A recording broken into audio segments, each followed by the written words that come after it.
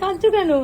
শ্বশুর বাড়িতে নিয়ে গেল পাপা না, মাম বাড়ি নিয়ে এসছে, পাপা শ্বশুর বাড়ি নিয়ে যায়নি। তাহলে পাপা তুমি শ্বশুর বাড়ি নিয়ে গেলে না মামা?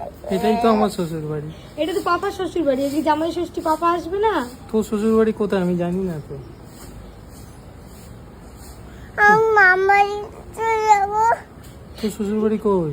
শ্বশুর বাড়ি যাবে বলে হ্যাঁ? আমি শ্বশুর বাড়ি যাবো। কোথায় তোর শ্বশুর বাড়ি? বল ছেলে নিয়ে শ্বশুর যাচ্ছে। বাড়িতে দূরে, দূরে কোথায়? দূরে অনেক দূরে। অনেক দূরে, অনেক দূরে তো স্কুটিতে যাওয়া যায়। কি বাবা, চলো, হাত ধরে টানছে।